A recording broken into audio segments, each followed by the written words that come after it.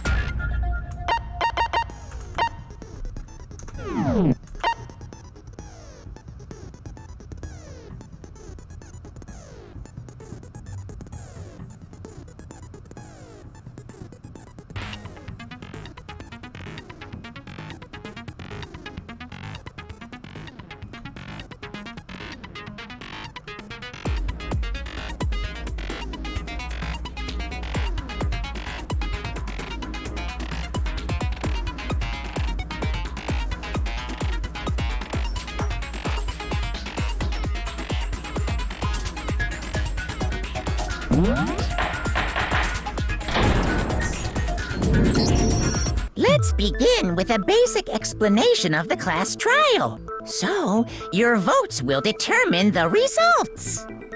If you can figure out who done it, then only they will receive punishment. But if you pick the wrong one, then I'll punish everyone besides the blackened, and the one that deceived everyone else will graduate. And the killer really is one of us, right? Of course! Okay, then. Everyone, close your eyes. And whoever did it, raise your hand. Don't be a goddamn idiot. Why the hell would they raise their hand? Thank you for the voice of reason. Before we move on and start the trial, can I ask a question real quick? What's going on with those pictures. I'd feel awful if they got left out just because they died. Friendship penetrates even death's barrier. Friendship penetrates? Okay, but what about that other empty seat? There were only 15 of us to begin with, so why are there 16 seats? Oh, no reason. It's just that our little courtroom here can technically fit up to 16 people. Okay, that about does it for the preamble. Get ready to get started.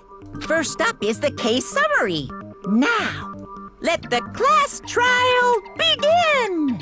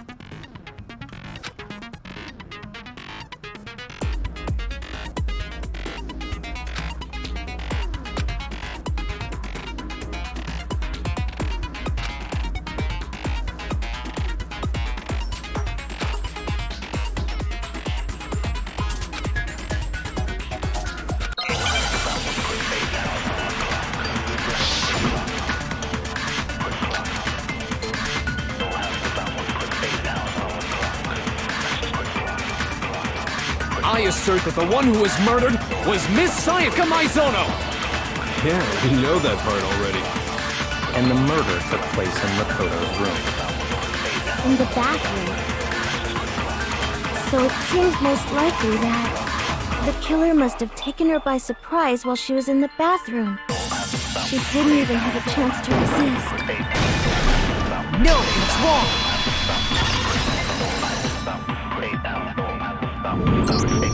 Just a second, Chihiro. Try to remember how my room looked.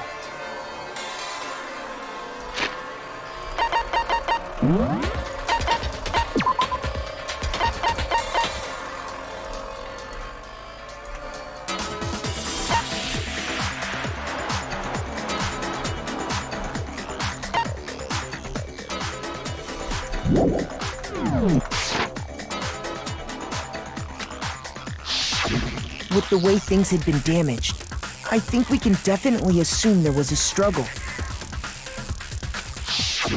A struggle? Between who and who? Between Sayaka and the killer, of course. So you're saying Sayaka wasn't caught by surprise in the bathroom? She must have been attacked in the main room first. Then, she ran to the bathroom to try and hide. The killer followed her in, and that's where they finished the job. That much should have been obvious after taking one look at the scene. It shouldn't even need explaining. Sorry. Okay, so what's next? Next is the subject of the murder weapon. Wow, this is starting to sound like a real trial.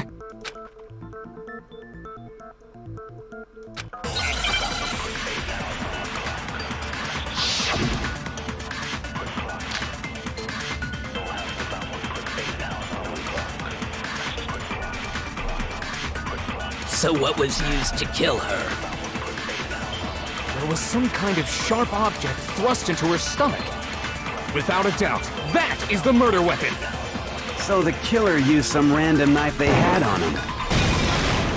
No, that's wrong!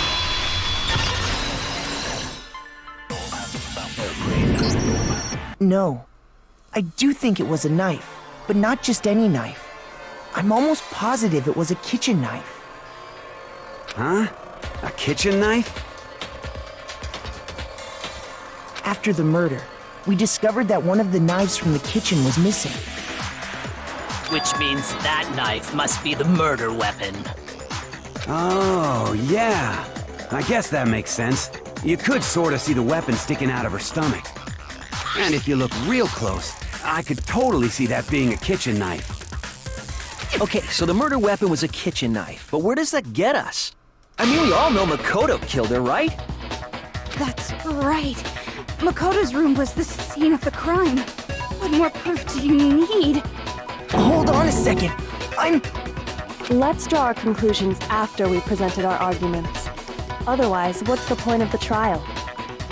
Well, we can talk all we want. It's not gonna change that conclusion. I don't think that's true at all. I'm sure if we keep at it, something new will reveal itself.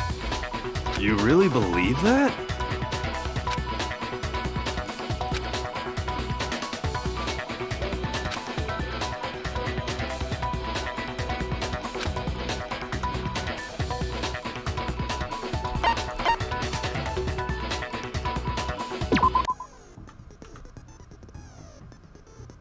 Oh, okay.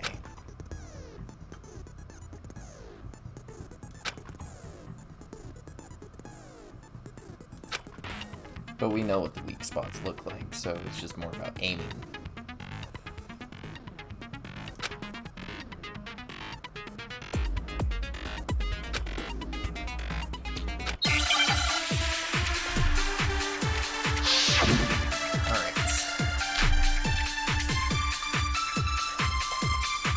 So I guess there's no question that the kitchen knife was the murder weapon. But where does that get us? Makoto must have taken it from the kitchen, right?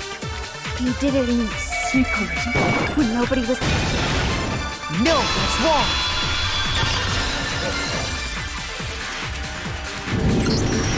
Okay, wait. Hold on. I didn't take the knife from the kitchen. Next, you're gonna say you're not the killer, right? Go ahead and say it all you want. Well, what if I have a witness?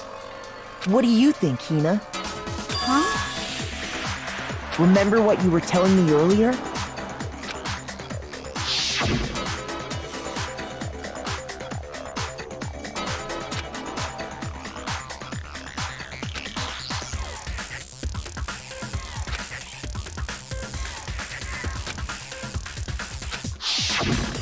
Just to be perfectly clear, the knife disappeared while you were in the dining hall, correct? Yeah, that's right. And at any point while you were there, did you ever see me come into the dining hall? No, I don't think so. You don't think so? No, he definitely wasn't there. The knife disappeared while Hina was in the dining hall, but I wasn't there the entire time. In other words, there's no way I could have taken the knife. Okay, then what about this? What if the idiot swimmer girl and Makoto are in on it together, and lying to protect each other? Idiot swimmer girl? Oh, and more importantly, why would I get involved in something like that? Speaking of which, I'd like to ask the bear, if there is an accomplice, do they also become blackened? So you ask, and so I shall answer. Each murder is allowed to have an accomplice, but only the one who does the killing will get to graduate. So in other words, two people can work together, but one of them has no chance of profiting from it. Then there's no way anyone would work together, right? But what if they did work together, and they just didn't know about the rule? Good grief! Enough already! No, okay? There are no accomplices in this case! Oops! Did I say that out loud? Anyway, I didn't go to the dining hall, and I didn't take the knife. So I'm not the killer. Okay, so then, who did take the knife? Hina seems the obvious candidate. After all, she just said she was in the dining hall. No way! I swear it wasn't me! Sure, but can you or anyone else prove that? I can. That's right. Sakura was with me the entire time I was drinking my tea. I hate to have to ask, but just to be sure, Sakura's... Me. Right. But then, couldn't either one of them have grabbed the knife? Actually, no. Because, Well, Just spit it out already. I stayed in Hina's room last night. I got so scared thanks to those creepy videos. I wasn't really thinking, I just asked her to stay over. Which means we have airtight alibis.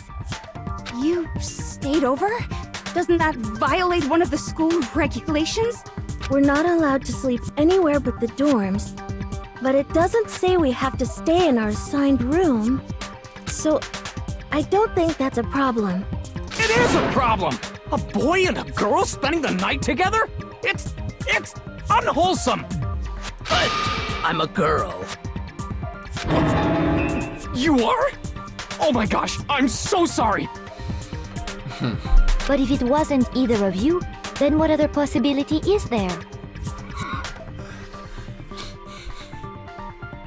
Actually, there is one other possibility. Right, Hina? Oh, yeah, that's true! One other person did come to the dining hall while we were there. Why didn't you say so in the first place? Well, because they're not here anymore.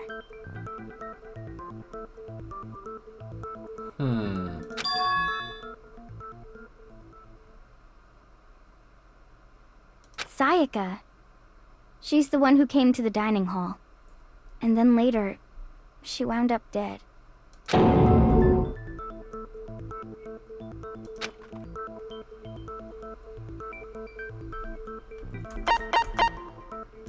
I got it! Then, Sayaka is the one who took the knife? That's the only logical conclusion if they have airtight alibis. That's the only possibility. Yep. And thinking back on it, she was acting kind of unusual. When she came into the dining hall, she didn't even look at us. She just went straight to the kitchen.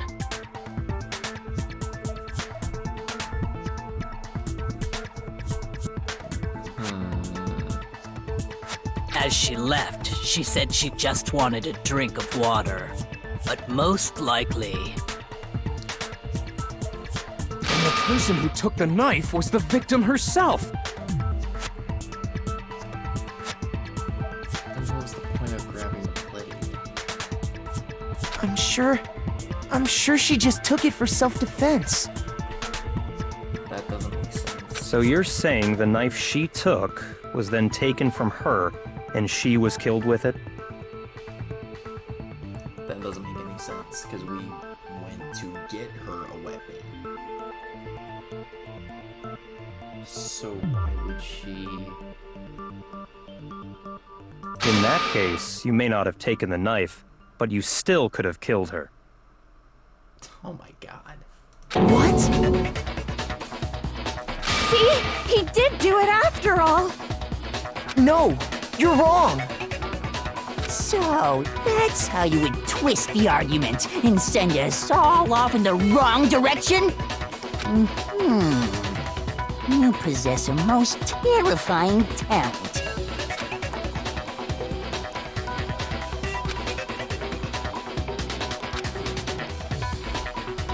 Hold on. It's still too early to decide conclusively that Makoto is the killer, wouldn't you say? Thank you. The one person who's actually logical here.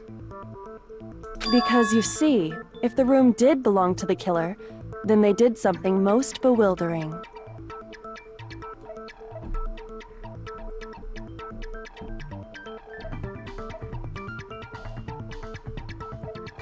Was it somehow being able to get into my room? Or was it the bathroom door? And until we unravel that little mystery, you simply can't declare that he's the killer.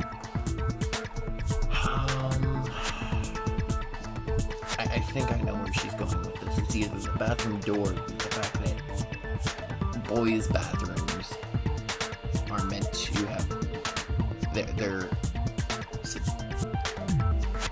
boys' bathrooms don't have locks, girls' bathrooms have locks. But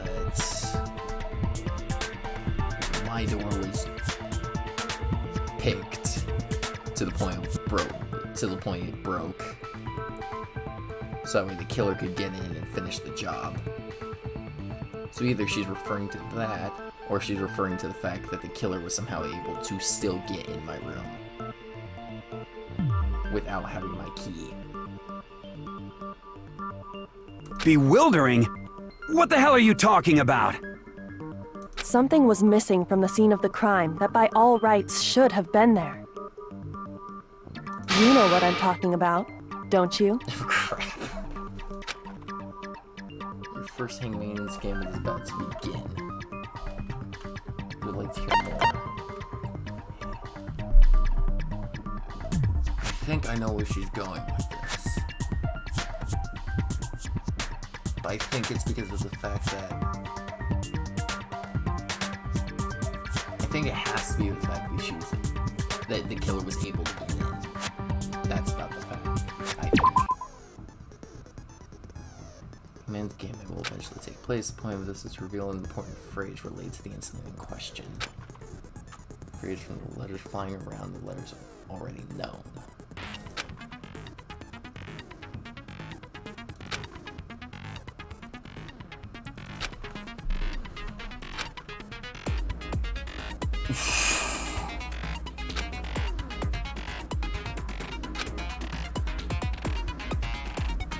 Well, this is so right.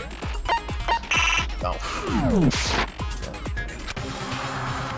That should have been at the scene, wasn't it? That must be the official point.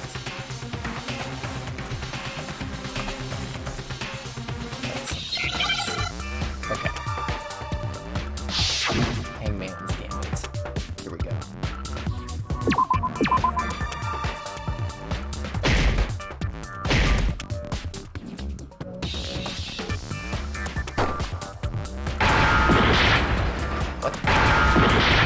Oh, I see. That's what they mean by this.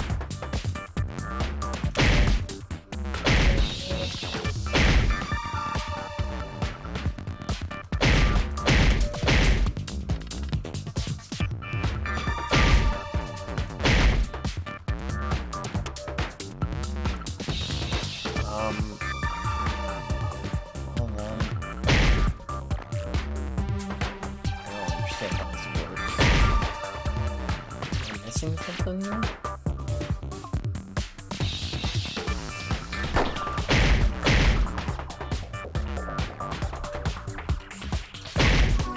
Oh, hair.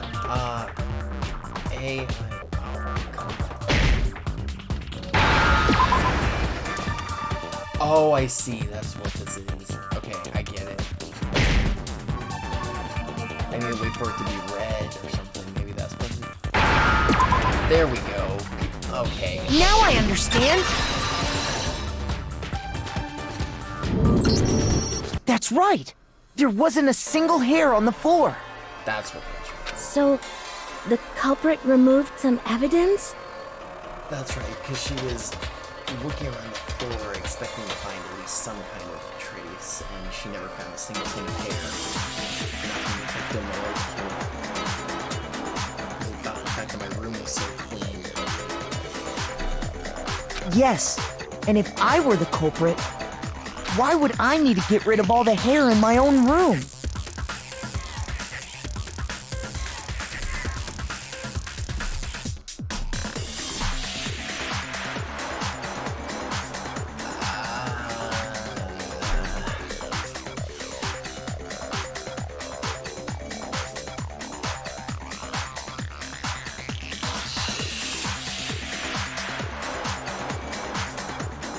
You do have a point, but it's also the scene where so your hair shouldn't actually be a double bladed sword to actually hurt you, and the fact that this is my room, my bad, was not the fact that you, I don't know, the cleanliness though, definitely is on, but I think having your hair in it would be two-sided still. I mean, people can make the case that you left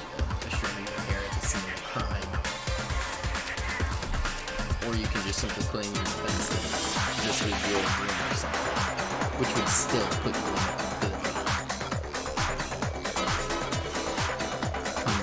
It wouldn't be unusual at all to find my hair at the crime scene if the crime scene is in my room. Okay, yeah, that's right, but again, that would also point to the idea that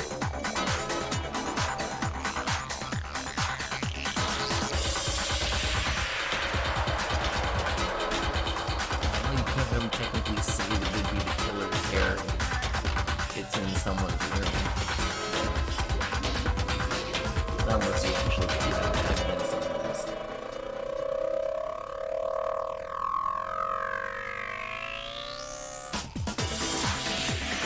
Okay, I guess that's a logical statement. The reason all the hair was gone was to remove any trace that Sayaka had ever been there.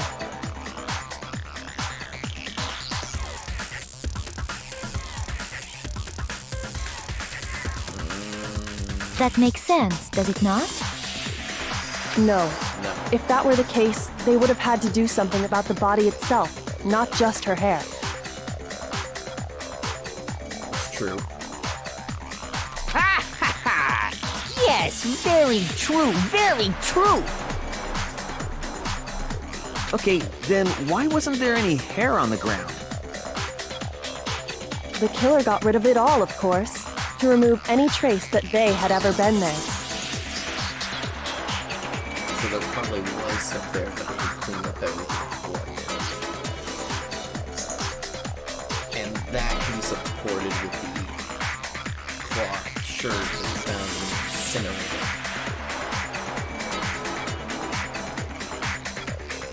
Wait, then that means... Precisely. It's simply beyond reason to believe that the room's owner and the killer are one and the same. I see, okay, because it was all staged in his room, it would be, if we found hair, my hair in my own room, that would actually kind of prove I was the one behind it. But because there was no hair left in the scene, it means, one, it couldn't have been his room. If I left my hair at the scene, then I left a huge clue that I killed them. But if there's no hair at the scene, that means it wasn't me, it wasn't.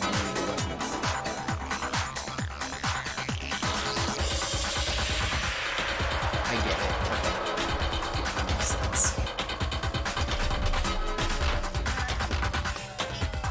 Then Makoto isn't the culprit?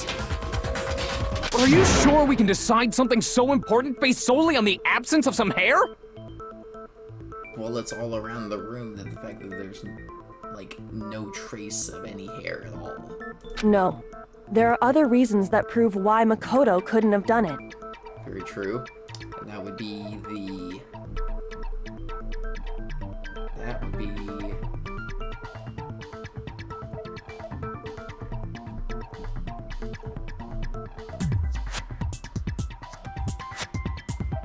I would like to hear these reasons. Do you remember anything remarkable about the bathroom at the scene? the fact that my door was picked. Sayaka was attacked in the main room first, then fled into the bathroom, right? Yeah, then they ran after her, got into the bathroom, and stabbed her. Yes. That's correct, but that's not the remarkable thing. If it was a girl's room, why wasn't there a lock on it? The reason why was because it was actually my room. There was no lock on it because the boys don't have a lock on their bathroom door. Therefore, the only reason that they broke the doorknob was because of the fact that the door couldn't fit in the frame. That's why. And how did the killer get into the bathroom? Did they have any trouble with it? What do you mean? It's fairly certain that the killer had some trouble getting into the bathroom. There was clear evidence left behind. Do you remember, Makoto? The killer struggled getting into the bathroom. The evidence that proves it is the object the killer broke.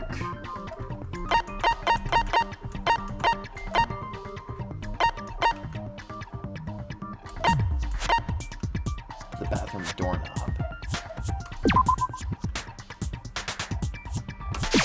I got it! Evidence that the killer had trouble getting into the bathroom. You're talking about the doorknob, right? Huh? The doorknob? What doorknob? The doorknob for my bathroom. It was completely broken. See how the top part was unscrewed? And the doorknob's about ready to fall off? Oh yeah, true. But what does it mean? Well, if you remember, boys, like I said, don't have locks. So what would be the point in breaking the doorknob if you can just open it? But if it was the girls' bathroom, then you'd have a point in breaking the doorknob. The only reason my door has a problem is because of the fact that it doesn't fit in the frame, like we stated earlier. In trying to bypass the lock, they ended up nearly removing the entire doorknob. This is another most bewildering act for the room's owner. It proves Makoto is beyond suspicion. Okay, there's that, yeah. So what? You're saying he wouldn't break the door in his own room? Why would I need to if I can just open it and just walk right in and kill her? But if the only choice you have is to break it, you break it. There's nothing bewildering about it. You still don't see? Okay then.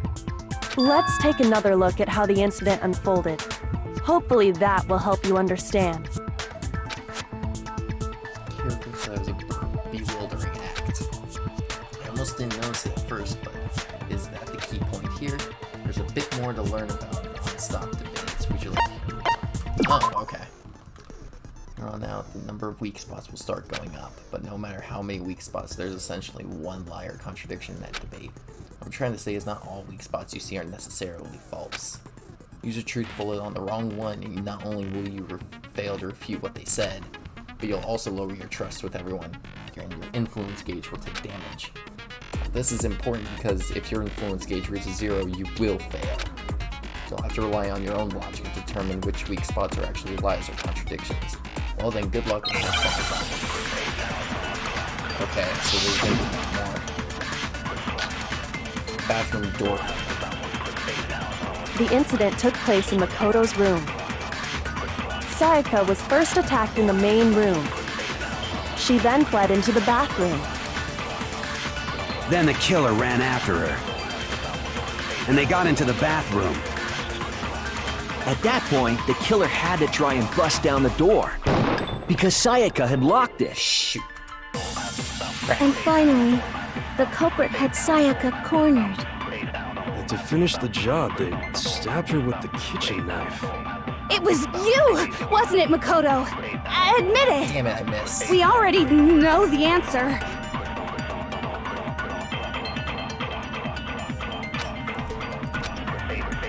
The incident took place in Makoto's room. Sayaka was first attacked in the main room.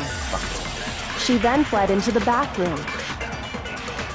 Then the killer ran after her.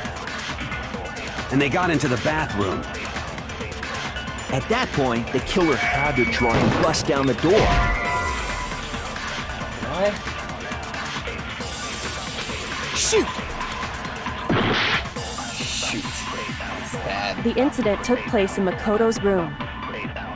Sayaka was first attacked in the main room. She then fled into the bathroom. Then the killer ran after her. And they got into the bathroom. At that point, the killer had to try and bust down the door. Because Sayaka had locked it. Oh, right. Because it's my room. No, that's wrong. That's right, yeah. I forgot about that. I needed to get that. It wasn't about breaking the bust down. The reason my bathroom didn't open wasn't because it was locked. Right. There we go. Okay. After all, the girls' rooms are the only ones with locking bathrooms, right? Yes, now that you mention it, that is true. Then why didn't your bathroom door open? Because it was stuck. Huh? What are you talking about? My bathroom door doesn't fit in the frame quite right. Monokuma over there can testify to that. We're bringing him into this. Yup, true as true can be. Well, there goes the case trial music. Here we go. But you know, you're supposed to be the ultimate lucky student, right? But to have such a cruddy door. That's not lucky at all. No, I'd say that's pretty lucky in my current situation right now. So the reason the door didn't open was just because it was stuck. But the killer didn't know that and assumed it was locked. So they tore apart the doorknob to get in. Okay, but then why would the killer even think the door was locked in the first place? Because he thought it was the girl's room. Everyone should have known you can't lock any of the boys' bathrooms. The killer could easily make that mistake, thanks to one important detail about the scene of the crime. I believe it was Sayaka's room due to the fact that our nameplates were switched.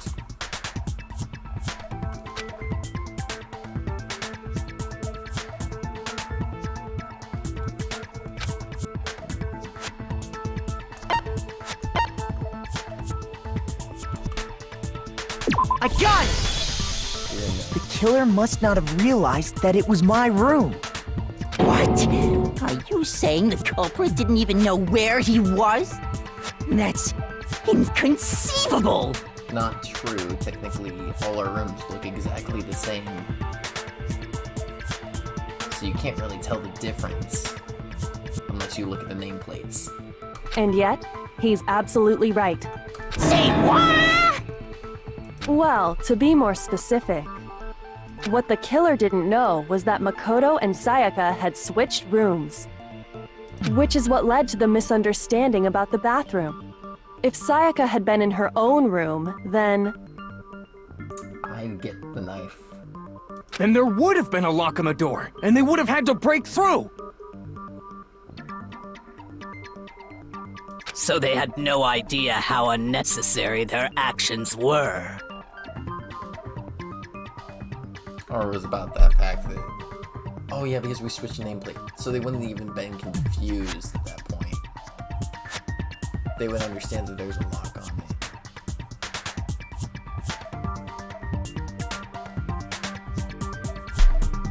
Right, okay. Ultimately, we can't know if it came open by force or simply by accident. But... the killer must have been considerably confused, with no idea how they actually got the door opened. Regardless, it was a pointless act. Wasting time trying to break down a door that wasn't locked is... Definitely something I wouldn't do, since I would have known exactly why it wasn't opening, right? That is a definite possibility. No, that's a confirmed possibility. So the killer would have to be someone who didn't know they'd switched rooms? Then Makoto couldn't have done it. Nope. Okay, then who did do it? I'm sorry, but I give up! Quit without saving! Oh, good lord. But what happens if we can't decide on who we think did it?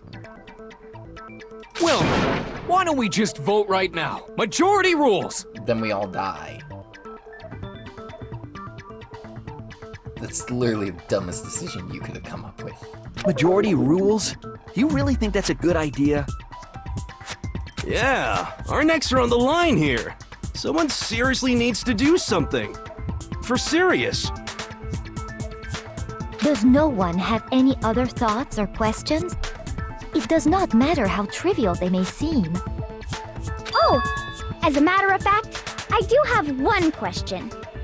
Oh, you don't gotta sound so disappointed. It's fine, it's fine. Just ask your question. Oh yeah. Okay, so, well, I was just wondering, how did the culprit get into Makoto's room in the first place? Yes. How did the killer get inside? You can't break that door. Maybe Sayaka just dropped the key somewhere and the culprit picked it up. That's possible, right? Nope. I don't think so. That seems way too convenient.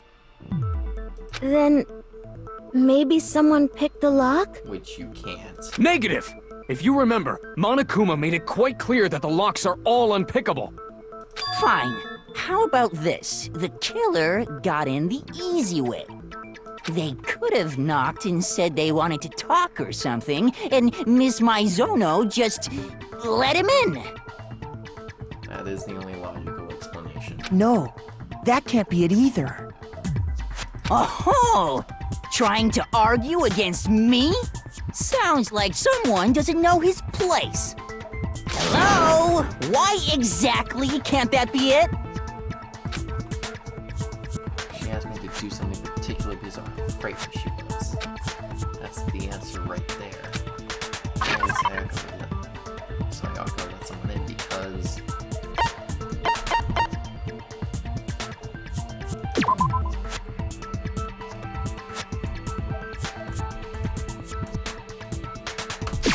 I got it! Because Sayaka was already scared, remember? That's why she asked me to switch rooms in the first place. Same goes for you, Sayaka. No matter who it is, don't open your door for anyone. Even if I'm sure it's you, I absolutely won't open it. Otherwise, what's the point of even switching? Knowing what she'd been through, I just can't believe she would have opened the door for anyone. What if her being scared was a lie?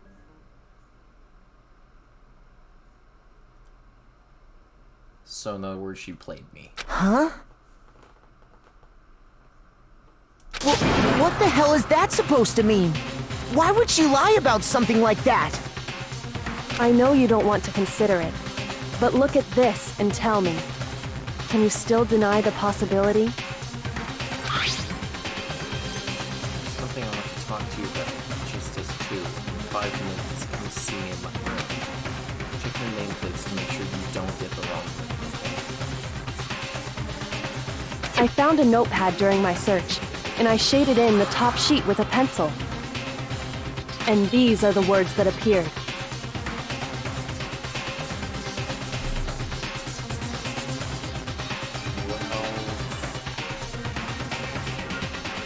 Oh man! I've totally seen people do that on detective shows. But that means she did let them in. When you write, it can leave an imprint. Sketch over the next sheet of paper, and you can see the words. When I saw that, I was like, holy crap! I better make sure I rip the paper out before I use it from now on. It's a pretty old-fashioned technique, but even the classics can be surprisingly useful sometimes. Oh, and I should also mention, I found the notepad on the desk in Makoto's room. Huh?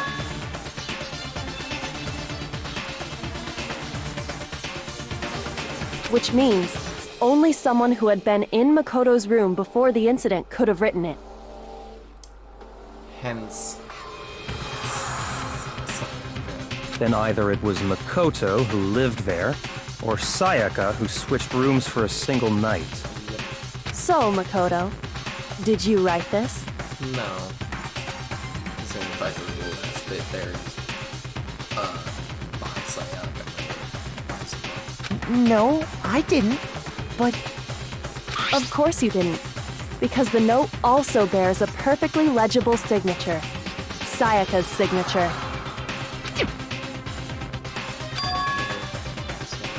But why? Why would she write that?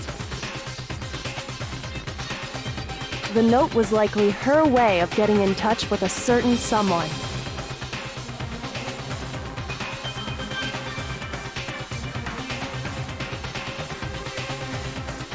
Oh. It's starting to become clear.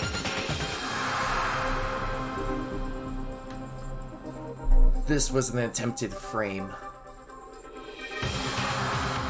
She grabs the knife, writes a note, tells the killer to come meet her. She kills them. They die in my room. All the evidence would literally point to me.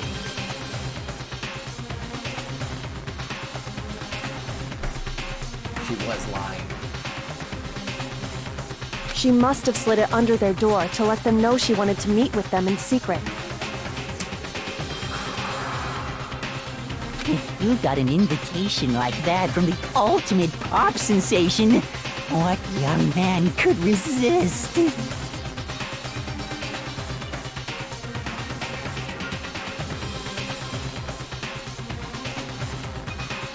I think he's missing the point, but I guess if you think about it like that, when you consider their reputation, maybe. Of course, I'm only into 2D, so it wouldn't have any effect on me. Well, of course it wouldn't. We get this. But can we be sure anyone even got this note? And honestly, even if they did, I do not think they are at all involved in what happened. Huh? What makes you say that? Would you like to hear what I have to say? Go ahead. Very well then. Pay attention.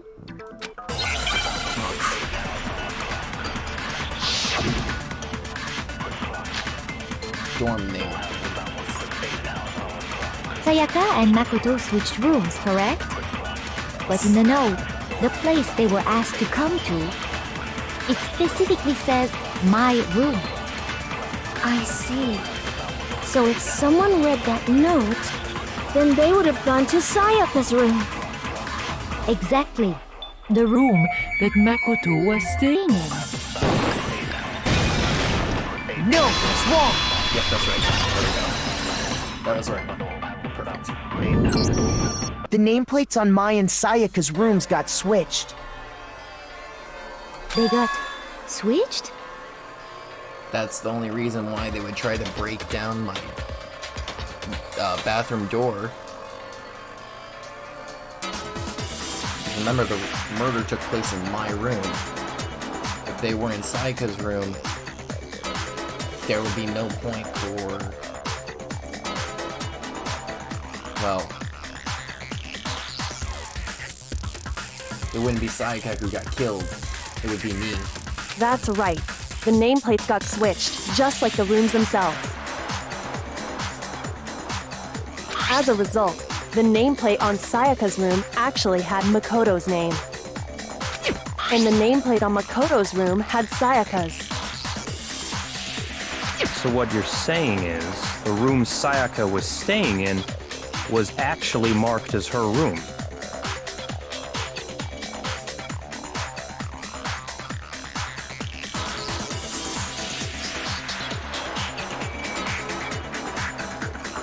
Then, if someone did do what the note said, they would end up at Makoto's room where Sayaka was. Plus, their rooms are right next to each other, so switching the nameplates would be no problem. And the one who switched the names was... well, of course it wasn't you, right, Makoto? Right? It would be her.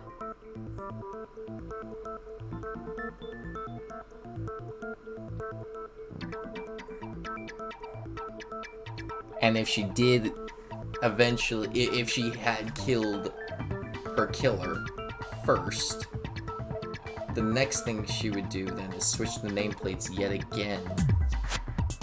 And the next morning, the body would be found in my room, and all evidence would be pointed towards me.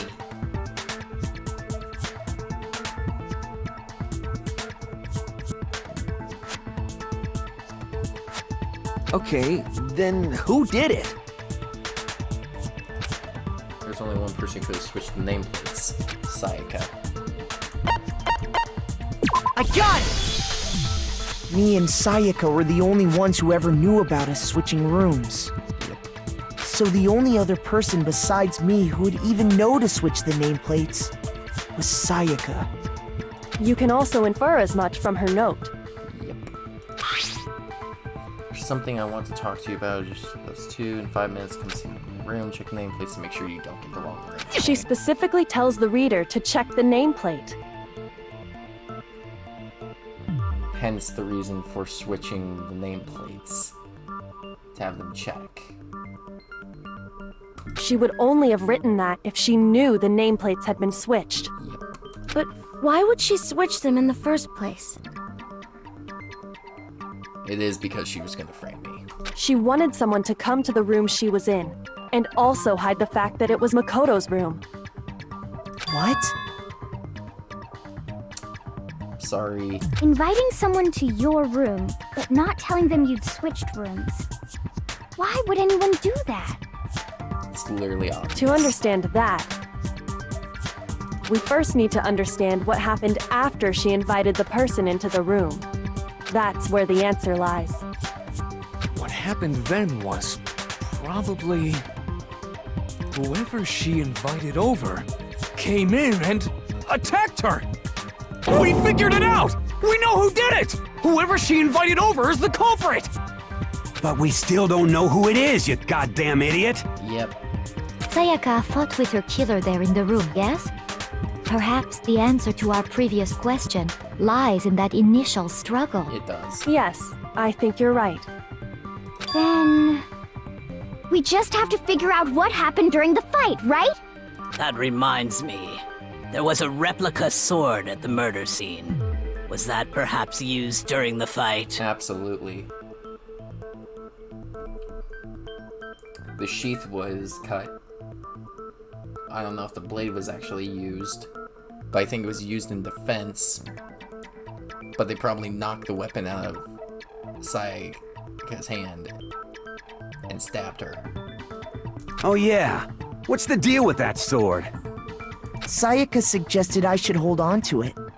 I thought it might come in handy if I had to defend myself. It seems pretty likely that the killer used it to break Sayaka's right wrist. Oh, that's how... that would make sense with... here. Yep, the golden glitter right there. That makes sense. That was used to break her wrist. How the hell could you possibly know that's what broke her wrist? Because of the glisten right there. There's no Sayaka's burst from the sword. There's no broke her wrist, there's no doubt. Yep, I got it just... there we go. I got it! All you have to do is take a good look at her broken wrist, and it should become pretty clear. Right there where her wrist is all swollen. There's something glittery there. See? Is that gold? It sure is. Specifically, the gold coating from the replica sword. You barely have to touch that stuff, and it'll stick right to you. And there's some on her wrist because... I got it! Because she got hit with the sword! Right there on her wrist!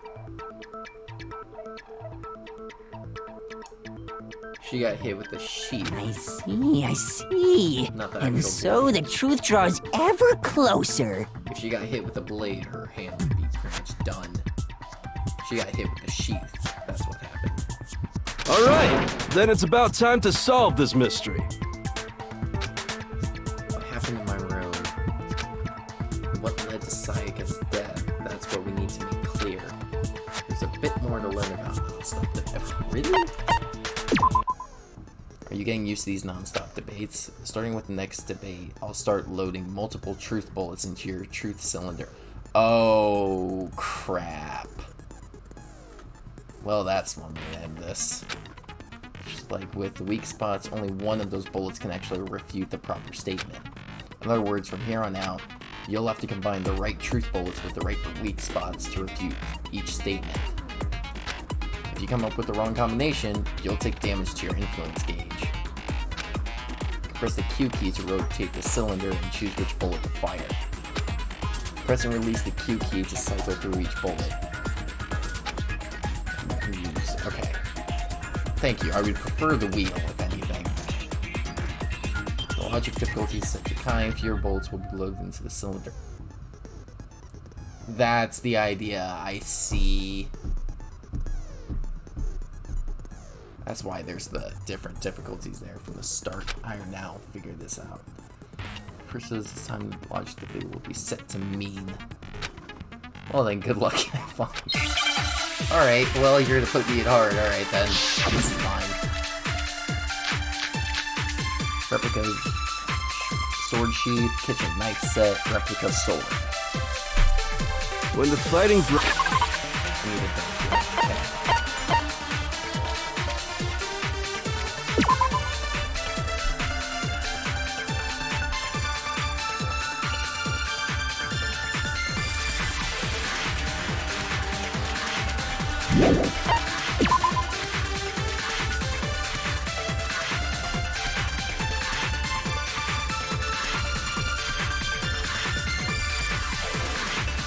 Yep. So this was used in defense first, then they took out the sheath, and then they break the wrist with the handle there.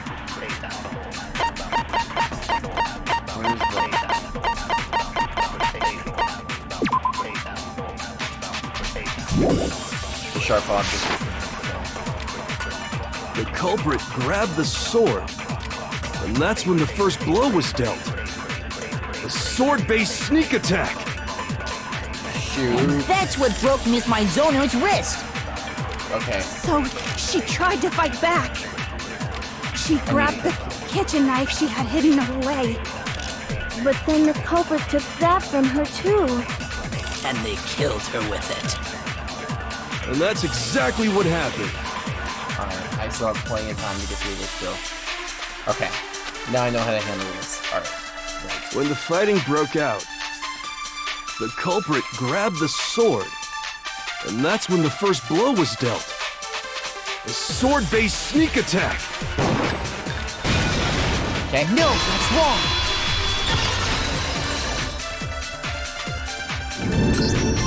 Actually, no. I don't think the fight started with the sword. Why not? Because the sword sheath had been scratched. Yep. See? There's a gash in it. Like someone cut into it with something sharp.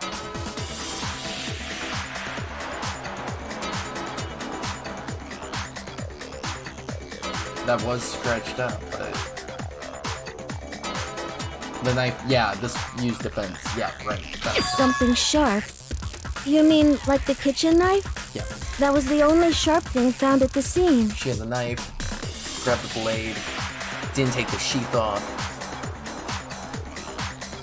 She attacked, scratched the sheath, holds the sheath off, breaks her wrist, the knife falls out. She runs to the bathroom, breaks the door, kills her.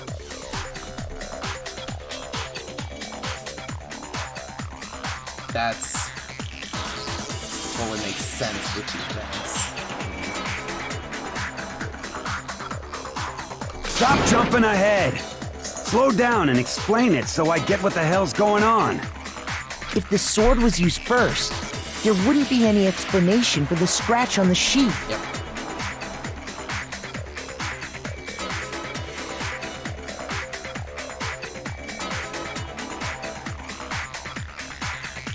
If you were going to attack with the sword, you'd take it out of the sheath first, right? Yep, so it'd have to be used in defense first. That's true. With the sheath on, it'd be heavy and bulky and useless as shit. Okay, so how did the sheath get damaged? If they got attacked with the kitchen knife, maybe they grabbed the sword as a defensive impulse. Yep. Because they were the first ones to be attacked. In that situation, there wouldn't be any time to actually unsheath the sword. So you're saying the sword was initially used to defend against an attack from the knife? Yeah, it seems it's going to play out exactly as I'm saying. Which means whoever had the kitchen knife was the one who attacked first. Which would be Sayaka. I think I get it! So here's how it all played out. The culprit came in, found the kitchen knife hidden there somewhere. Then they took the knife and attacked Sayaka before she knew what was happening. No. So she grabbed the sword to defend herself. But then the culprit took that from her too. No. Then, after they broke her wrist with the sword, they took the knife and finished it. That wouldn't make sense. Sorry, but I don't think Sayaka used the sword to defend herself. Yeah, no. What? How the hell can you not think that? Why would she leave the knife out if she was going to defend herself? That makes no sense. she lure her killer, or the person who she was trying to lure into there and try to kill them, the killer would honestly think to defend himself first. Because she never held the sword at all. There's a certain part of her body that makes this clear. Part of her body that shows she never used the sword. Wanted to use the sword, what part of your body touched it? My God! You're talking about her palms, right? The palms of her hands were perfectly clean, so I don't think she ever picked up the sword. But there is gold on her wrist, therefore determining the fact that when they had hit her with the handle there, that's what broke her wrist. How can you know that just by looking at her palms? Her wrist is broken and there's a gold glue thing, therefore proving the fact that she couldn't have held it. Like I said before, the gold coating on that sword comes right off. All you have to do is touch it. And it would be all over your hand. In fact, if you look, you'll notice that a lot of the gold has already come off the handle. It's safe to assume that's because whoever used the sword got some of it on their hands. There's really no way she could have picked it up and come away completely clean. Maybe she washed her hands after she escaped into the bathroom. No, not Sorry, time. but I don't think so. Why do you say that? Is it because you think I'm ugly? Oh, crying out loud. No, that's not it at all.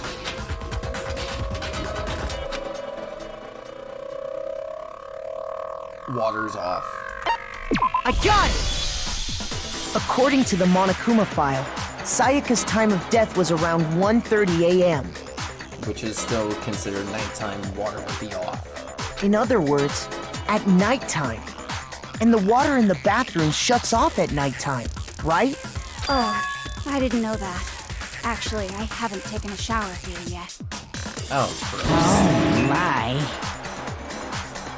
You're no different! You smell like a big fat ugly donkey! I'm not sure whether to take that as an insult or a compliment. That's an insult. An insult, obviously. So anyway, if Sayaka never touched the sword, then that means the killer is the only one who used the sword. Great job, Sherlock. You finally figured it out. But hold on. If that's right, then the one who damaged the sheath with the kitchen knife was... I got it! Sayaka. Sayaka? She had the kitchen knife? But we already said that the attack started with... The person with the knife attacked first, and the sword was used as an impromptu defense. Then the one who attacked first was... Sayaka? Now do you understand? She wasn't a blameless victim in this. No, far from it. It's almost as if she'd been planning to commit a murder of her own. She took the knife from the kitchen, then invited the culprit to the room she was staying in. And if it's true that she had the kitchen knife and attacked without provocation... Indeed. These are all the actions of an assailant. Which brings up another point. Makoto, Sayaka was the one who suggested you two switch rooms, correct? Maybe the reason she wanted to switch rooms There we go, we're finally getting to the point that she was gonna frame us. was so that she could pin the crime on you. That is a possibility, is it not? Yep. Sayaka wanted to... on me?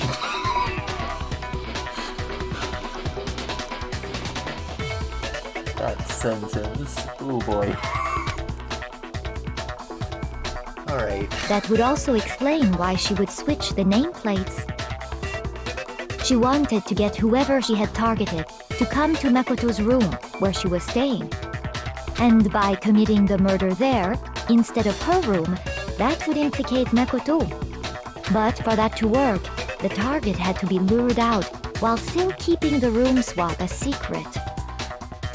Yep. If the target knew she had switched rooms, they would have become suspicious right away. So all that's why she switched the names? But doesn't that plan seem a little risky?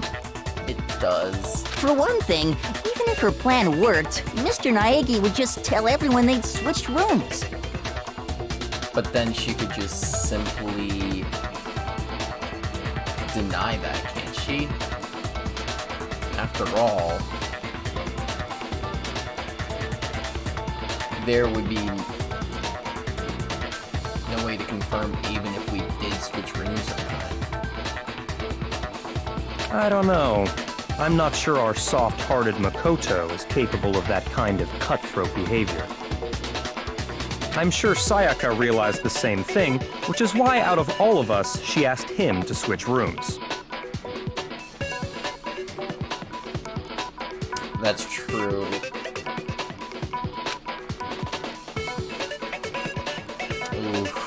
Plus, she was the ultimate pop sensation. A totally forgettable kid. Or a national superstar. Who are you more likely to believe?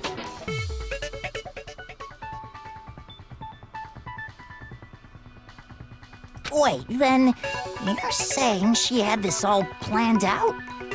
Holy shit! But in the end, her plan backfired. And She launched her attack with the knife, then found herself under attack in turn. She expected it to be over in one hit. That must be when her wrist got broken, and she was forced to drop the knife. The tables were suddenly turned on her, and she died at the hands of the one she'd planned to murder. Just hold on! That can't be true! No, it's true. Because... Hey! You guys have totally derailed the argument! You're being super boring right now. Come on, hurry up and decide who did it! Well, we don't know yet. Wouldn't it be awful if I had to punish you all just because you ran out of time? Oh yeah, we gotta decide who we think did it. But it would confirm that it wasn't me. Makoto, right now you just need to concentrate on figuring out the answer to this mystery. If we can't uncover who murdered Sayaka, it's over for all of us. Is it really all over? Obviously I'm committed to finding out who killed her, but what can I do? I mean, as far as clues go, there's nothing left. Really?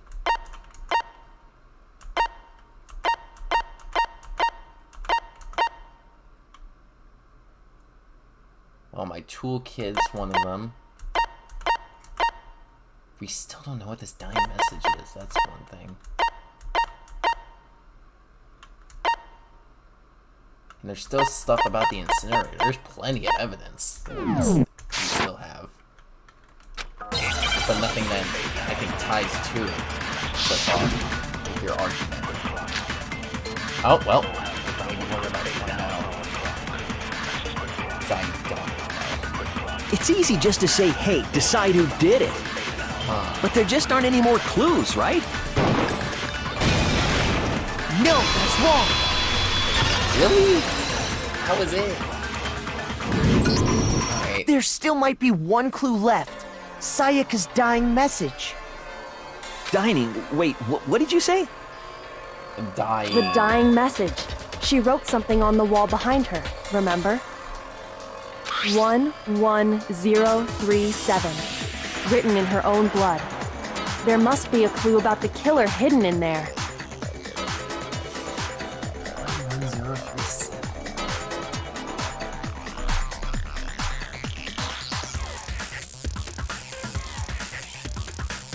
Well, before we get too far into that, I need to ask, can we really be sure that Sayaka is the one who wrote it? There's no question that Sayaka wrote that message. I can prove it. Left index. I got it! Her left index finger had blood on it. That could only be because she used that finger to write the message. I see. She broke her right wrist during the fight, so she'd have to use her left hand to write. Sure. I think we can all agree Sayaka wrote it. But still, what the heck do those numbers mean? 11037? Hey, Chihiro. You're a computer nerd or whatever, right? You should know all about numbers and shit. No, that's not... Yes, I'm a programmer, but I don't see any kind of meaning in these numbers. Of course. It's because they're not numbers.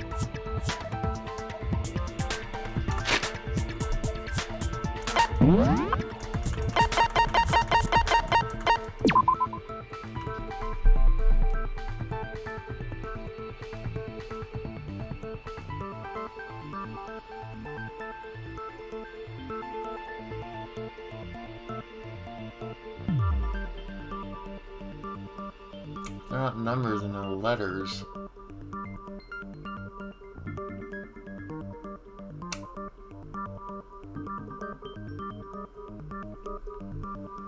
Oh.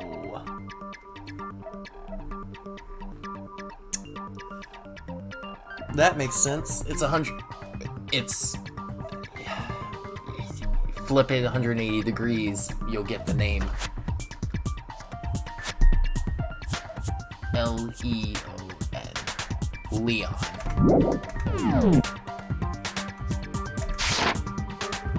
Oh, yeah, it looks like... Huh? What? No, it's just look at the numbers, assuming they're not numbers.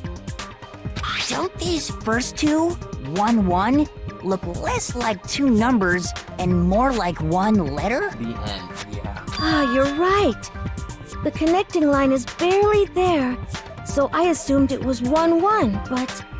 Yeah. Looking at it now, you could also read it as an N. O-E-L. Whoa! You might have finally just said something worth a shit. Shut your mouth. You've done something. Our little gray cells are really getting excited now. But even if that really is an N, N037, doesn't make any more sense than before. Because they're not numbers, they're letters. Damn it, it's no use, I just don't know. Really? Rotate the image 180 degrees. There we go. Rotate it. Oh my god. Now I see. She wrote down the killer's name. Okay, yeah, we know that, but now what the question is how did she write it 180 degrees inverted, basically?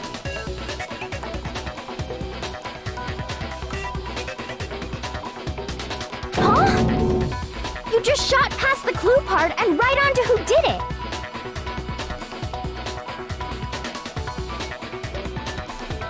So, whose name did she write?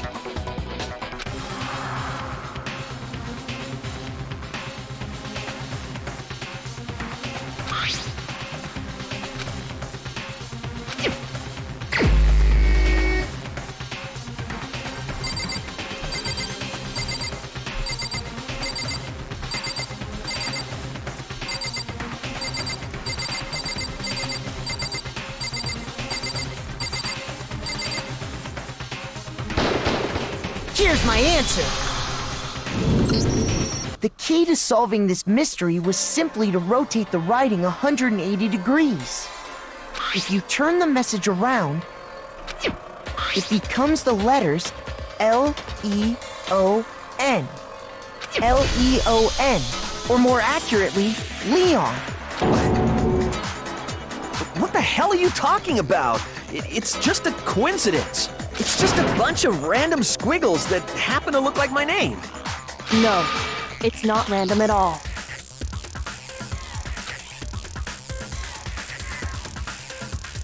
She wrote that message on the wall behind her as she was leaning up against it.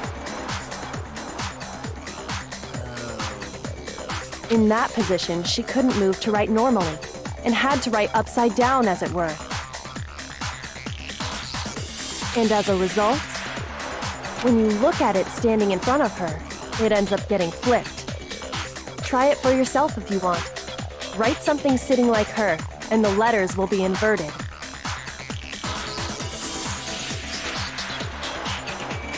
That sounds like one hell of a stretch to me. I'm the killer? You can't just go and say shit like that.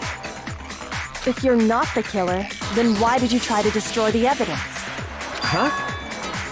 You know what I'm talking about, right, Makoto? The evidence Leon tried to get rid of?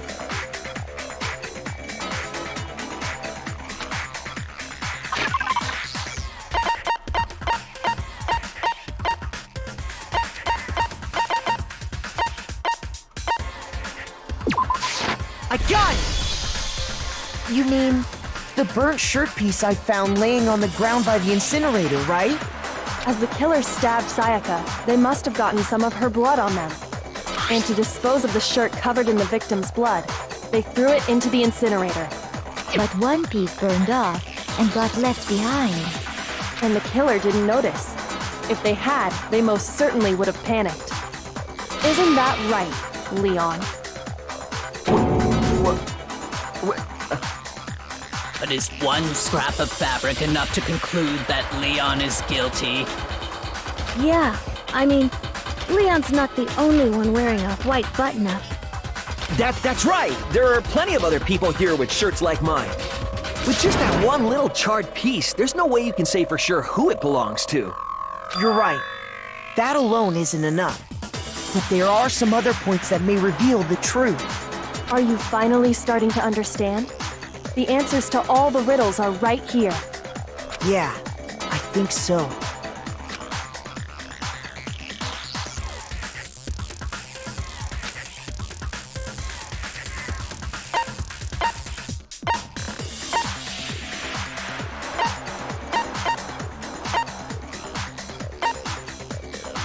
I got it! If we look closely at how the shirt was disposed of, we should be able to figure out who the killer is. Oh yeah, that's a good point. I think I know what you're gonna say. You can't reach the incinerator without opening the gate in front of the trash room, right? And obviously, you wouldn't be able to hit the switch to turn it on either. You'd need the key to get in, and the one with the key was the person on cleaning duty. So the killer had to be whoever was in charge of taking care of the trash, right? Interesting.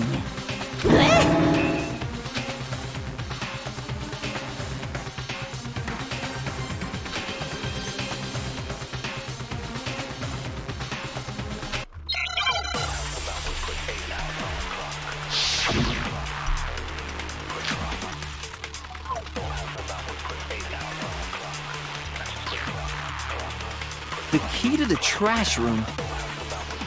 Whoever was on cleaning duty must have had it, right?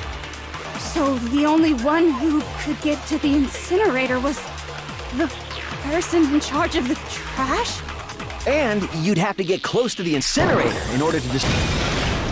No, that's wrong!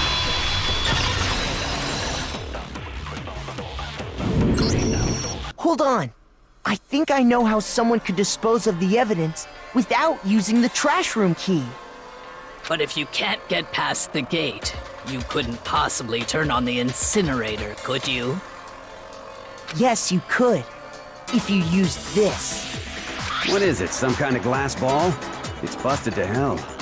Actually, it was supposed to be a crystal ball, but, But how would you use it?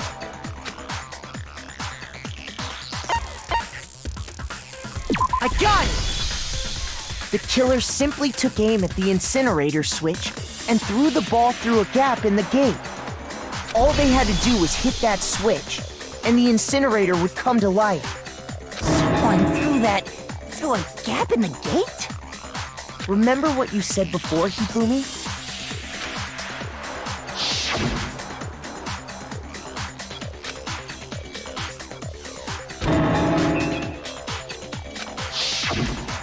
Hifumi had the key, so the only way the incinerator could have been turned on without his knowledge was because the killer was able to hit the switch without opening the gate.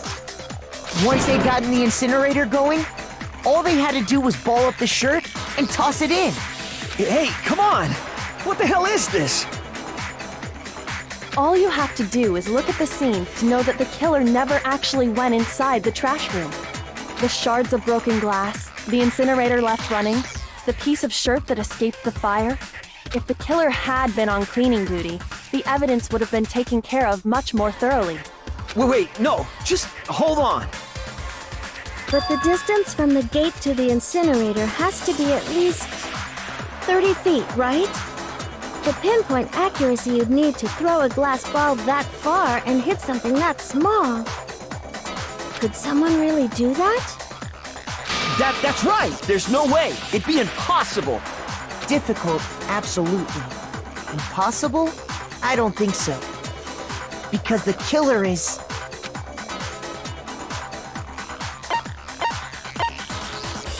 I got it! Because the killer is the ultimate baseball star. Isn't that right, Leon? Do you have any idea how stupid you sound right now? A target 30 feet away would surely be little challenge for the ultimate baseball star. You can't be serious. I'm not the killer!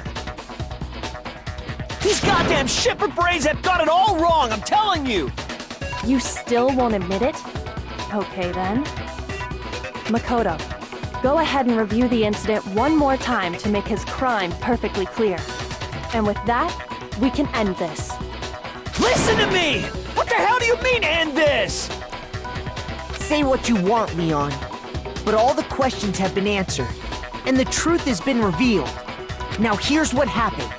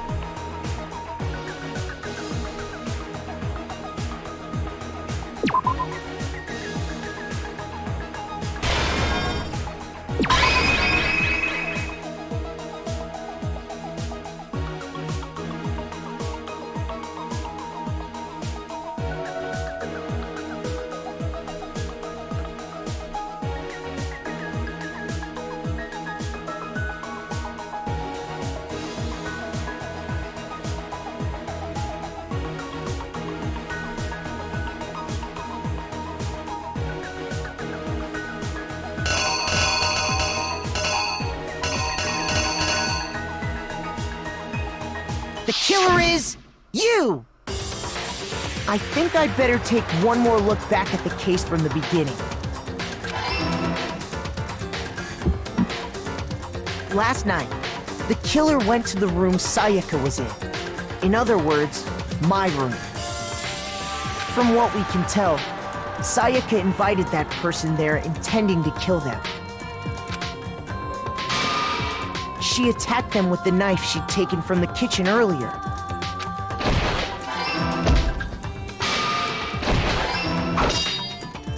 But then something happened that she wasn't prepared for. They grabbed the fake sword I put in my room and fought back. During the struggle, a strike from the sword broke Sayaka's right wrist.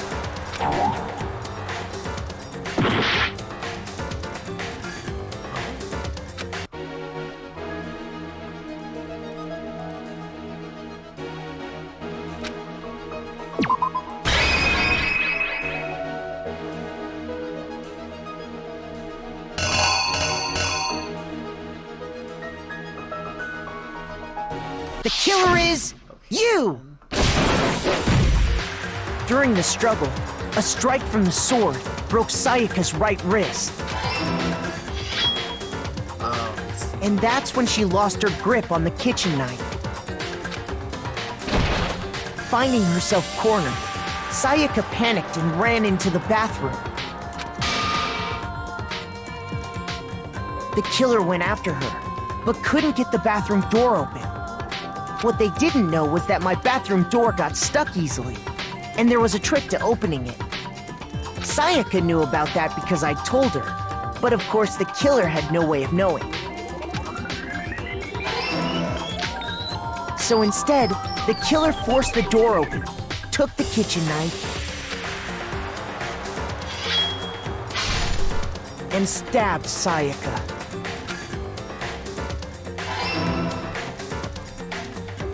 But with what strength she had remaining, Sayaka left a dying message. To keep the killer from noticing, she wrote it on the wall behind her. And with that, all her strength was gone. With Sayaka dead, the killer quickly began destroying the evidence. First, they took off their shirt, which was covered in their victim's blood. Then they took the lint roller in my room and cleaned up the entire area. They wanted to make sure they got rid of any trace they'd ever been there. Afterwards, the killer headed to the trash room to destroy their bloody shirt. They tried to burn the shirt using the incinerator there, but the trash room was blocked off by an especially sturdy gate, preventing access to the incinerator. So they came up with a plan to use Hiro's crystal ball, which he'd left in the laundry room. The killer managed to throw the ball through the gap in the gate and hit the incinerator switch. For any normal person, that'd be an impossible throw, but the killer had the confidence to take a shot. And that's because the killer was the ultimate baseball star. The crystal ball, thrown with absolute precision, hit the switch on the incinerator, which then quickly roared to life.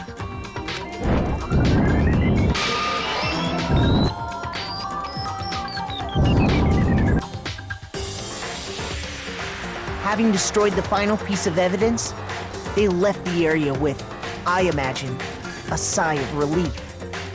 But there was one thing they missed. Part of the shirt they'd thrown into the fire burnt away and fell out of the incinerator. The killer didn't notice this, and so left behind a piece of indisputable evidence.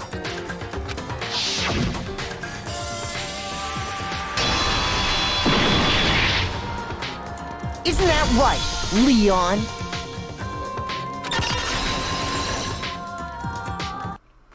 It would appear that Hiro simply forgot his crystal ball in the laundry room. You went there to try and wash the blood out of your shirt. And that's where you saw it, right? Seeing the ball, you thought of a way to take care of everything. So, Leon, do you object to anything that's been said? Do I object? Hell yes, I object! Of course I do! I object! I object! I object!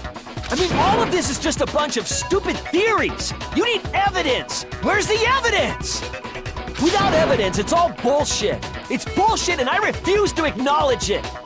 Well then, I guess this is as good a time as any to present the evidence that proves you did it. Oh yeah. Makoto, I believe you're in possession of that evidence.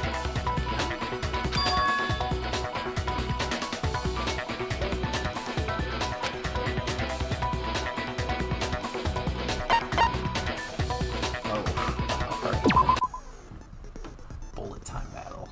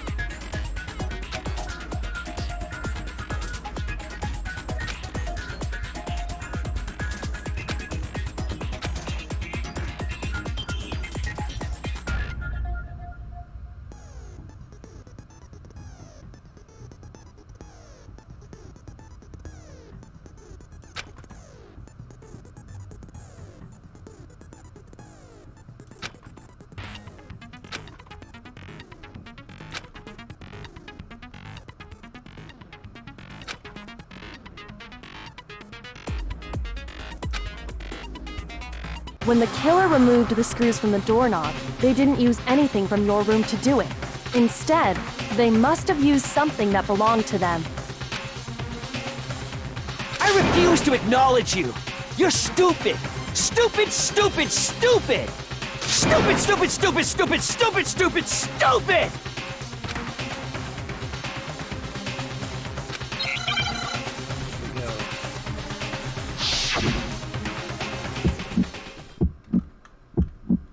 Where's your proof? You kidding me? Not a chance! It wasn't me! Stupid! You lied! Stop talking!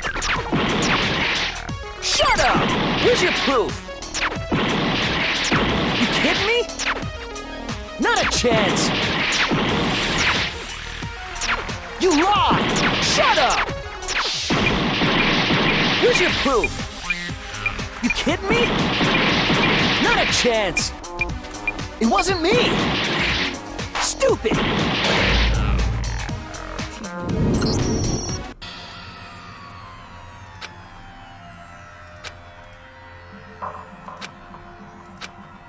Are you serious? I hate the fact that you're so dumb.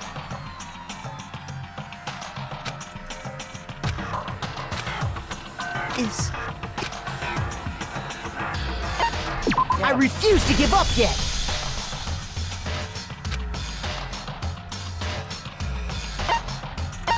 Okay, what did I do wrong? I had a tempo up.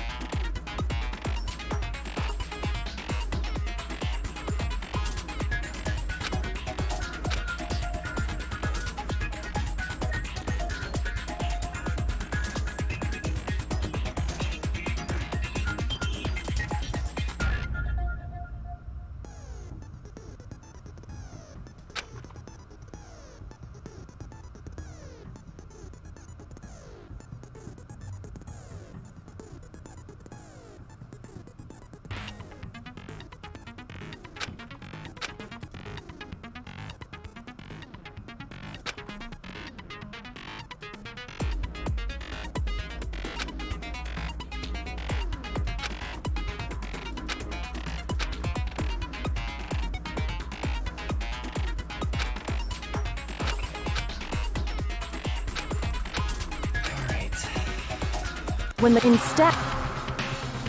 I refuse to acknowledge stupid...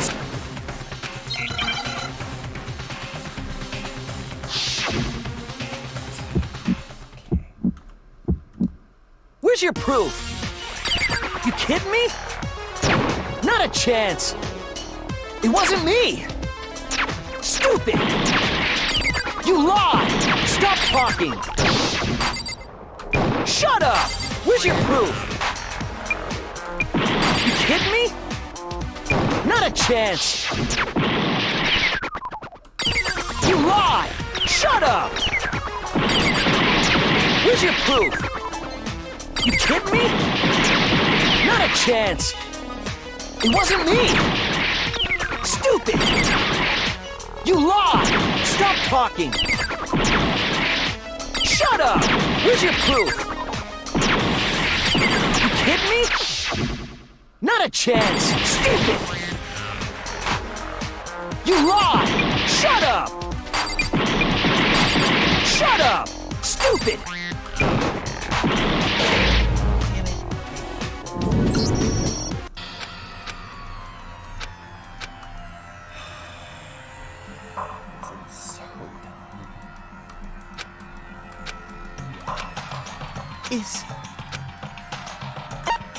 I refuse to give up yet!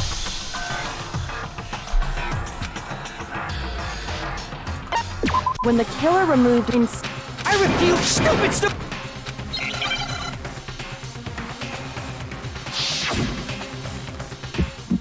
Okay. Where's your proof? You kidding me? Not a chance! It wasn't me! Stupid! You lied! Stop talking! Shut up! Where's your proof? You kidding me? Not a chance! You lied! Shut up! Where's your proof? You kidding me? Not a chance! It wasn't me! Stupid! You lied! Stop talking! Okay, here we go. Where's your proof? This should prove it!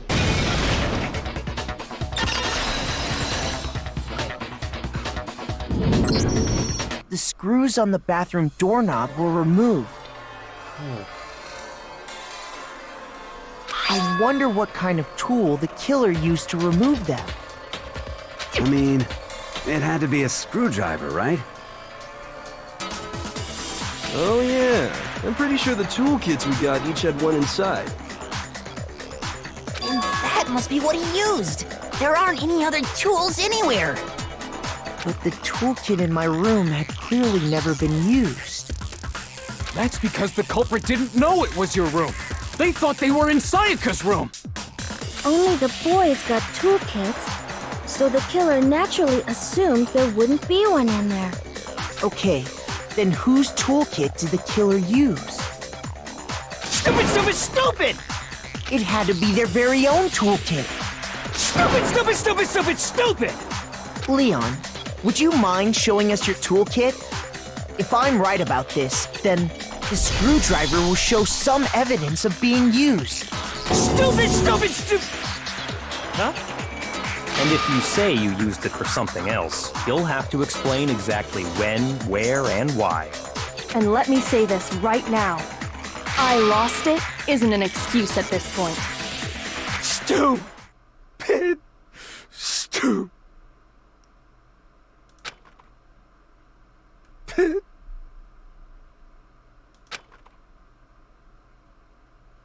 So, you have no rebuttal? Then it would seem we are finished here.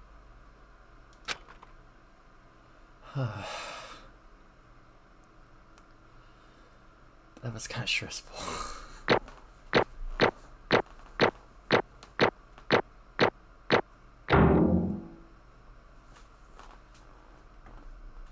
Hell yeah.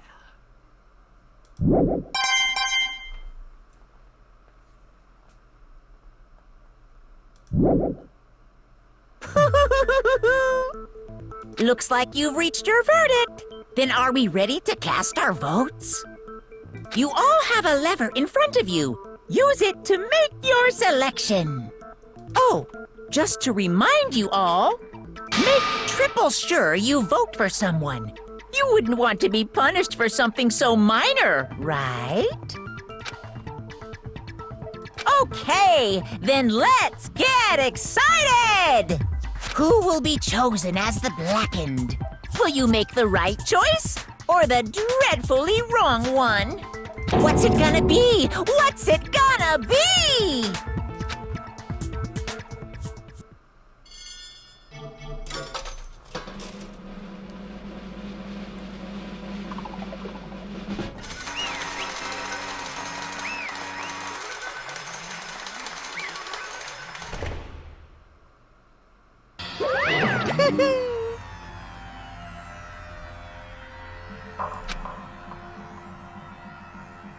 Yahoo!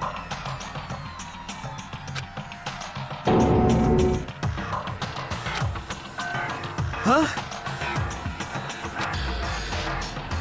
Hey, hold on.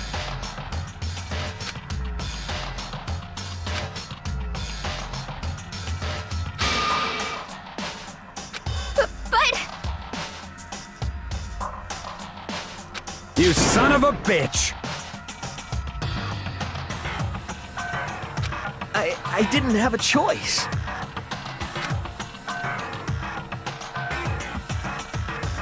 So that's why...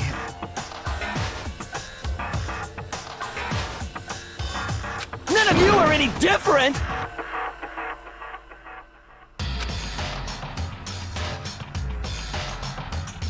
I was just... unlucky. That's all.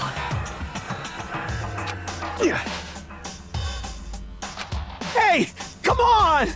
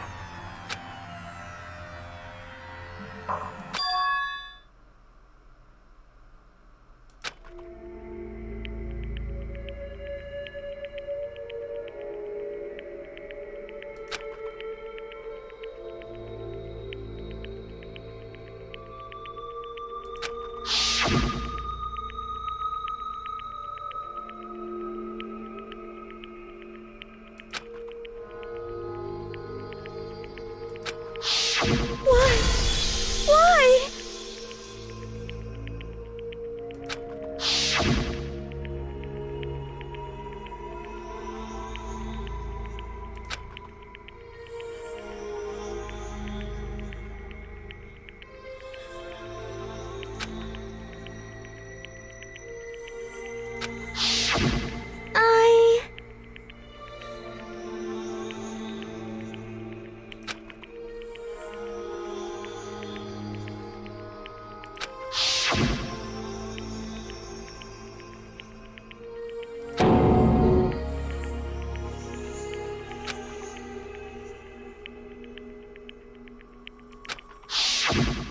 No matter what happens, please always be there for me.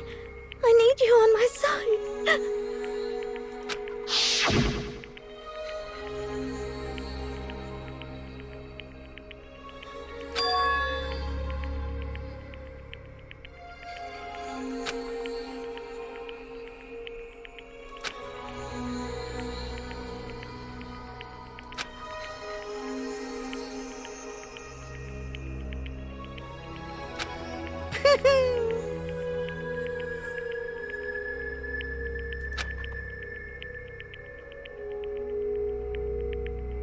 Ba-bum, ba-bum.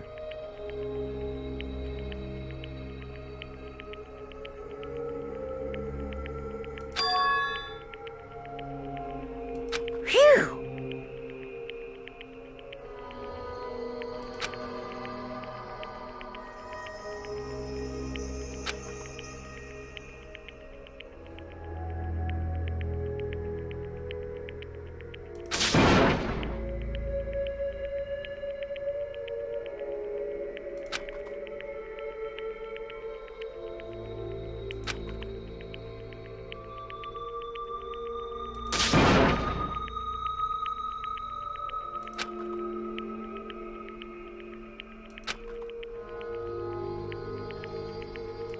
That's enough.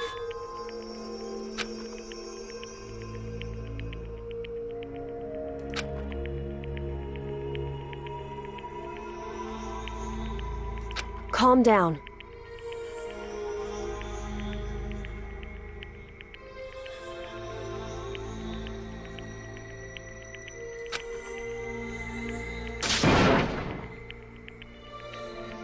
Ba-bum, ba-bum.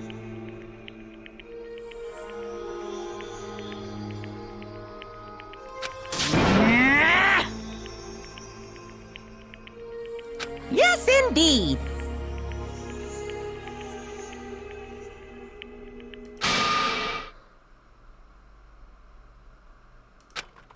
Punishment? You mean execution? Wait a second!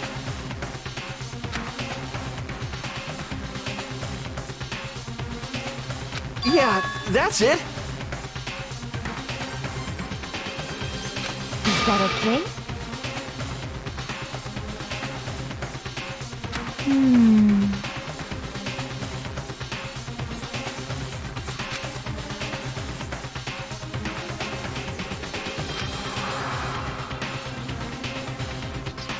Do you understand?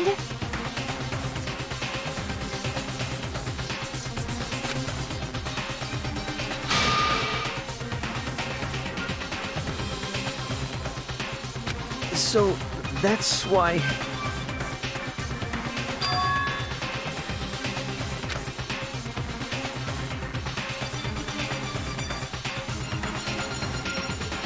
Oh!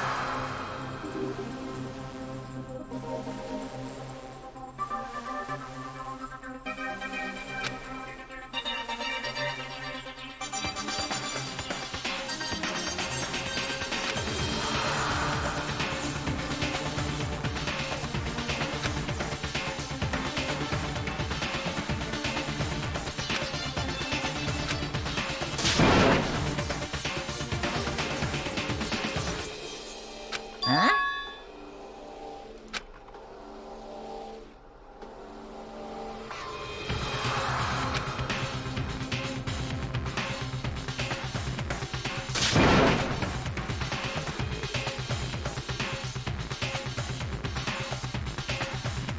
Unbelievable. Hey,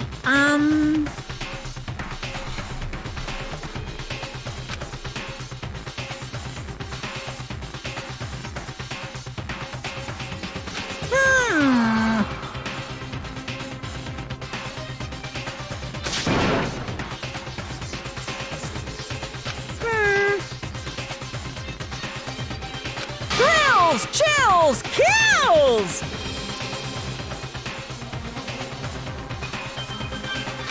I'm begging you! Please, don't do this! Hey, come on now!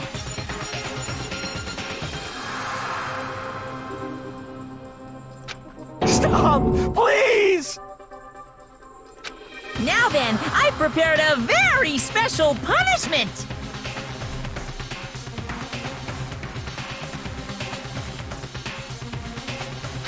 No, no, no, no, no, no! Let's give it everything we've got! It's punishment time!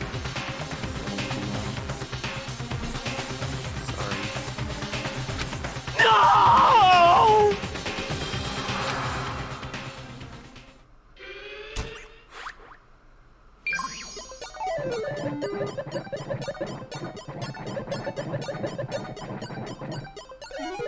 Oh, jeez.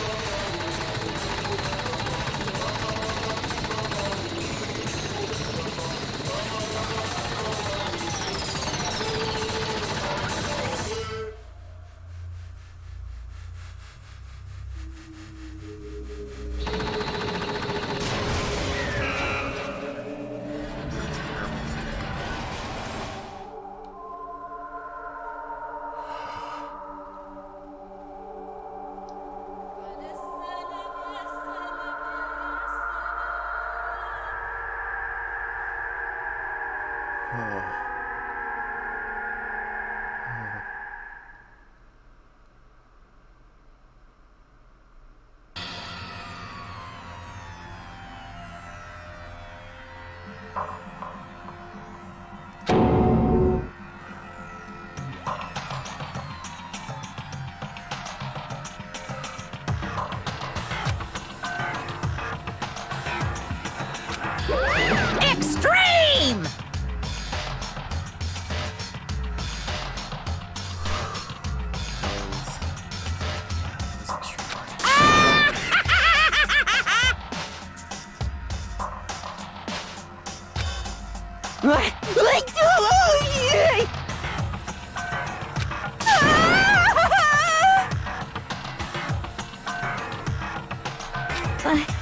I can't take it.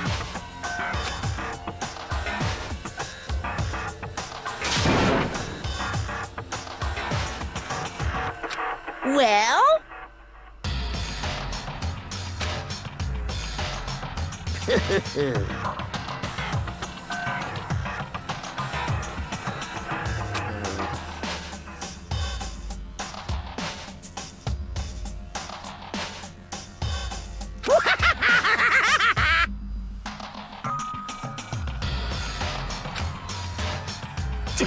Damn you!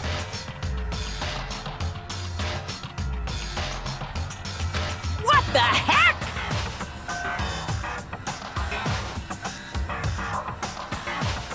Say what? Well,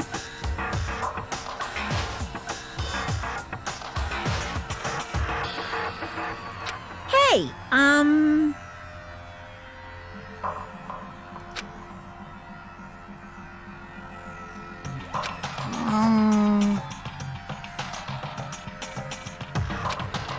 Shit.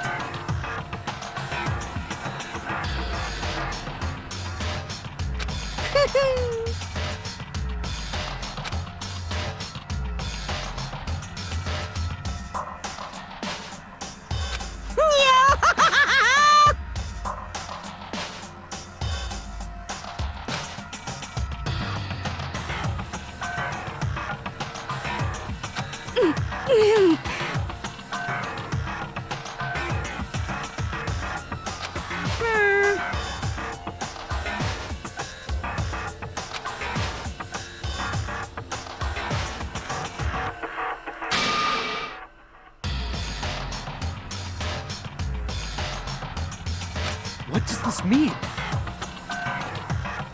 Hey,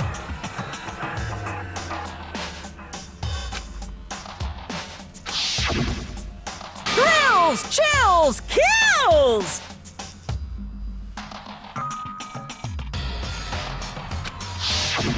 hey.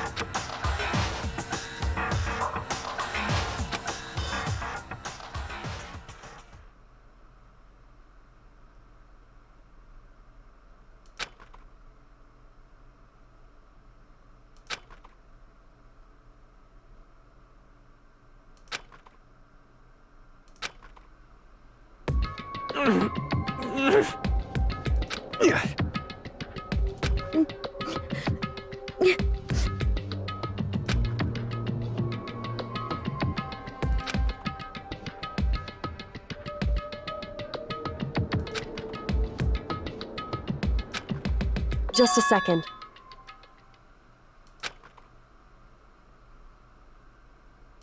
Makoto.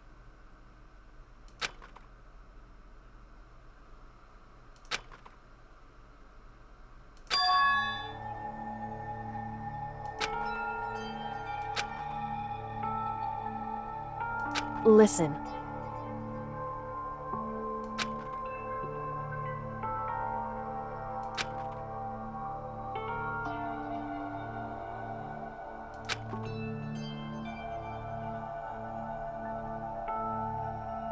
It's true.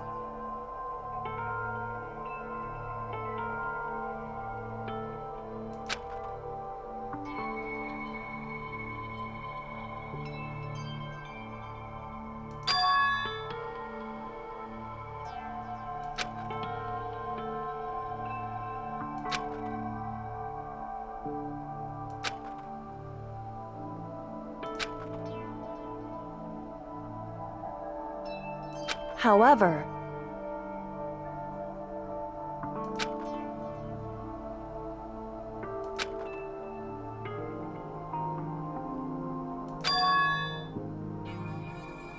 so...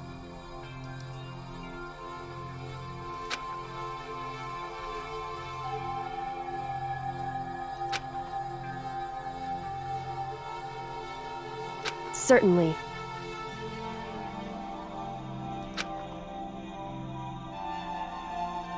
Anyway...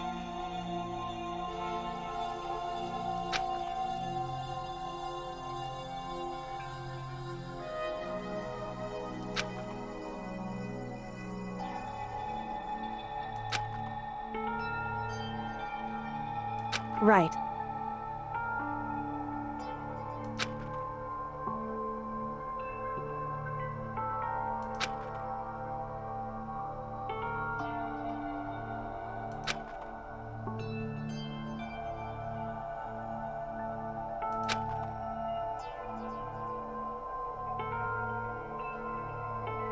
Correct.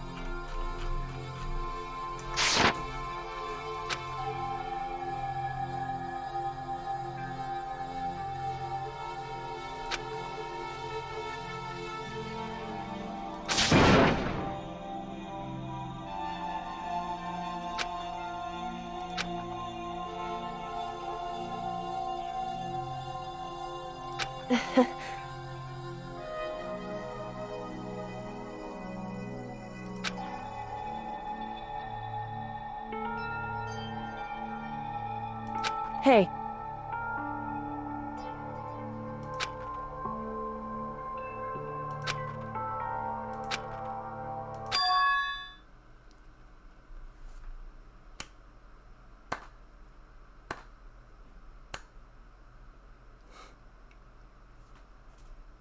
What?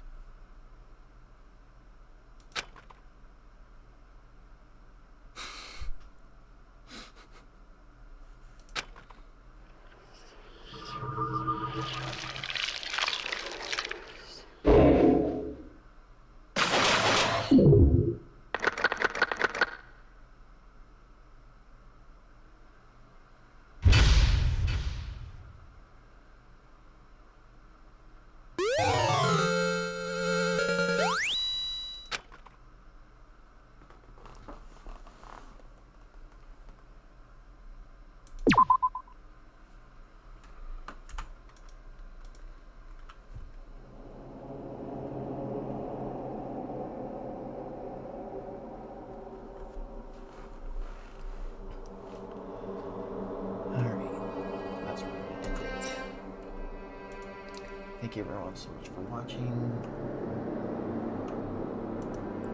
I'll see you all in the next part.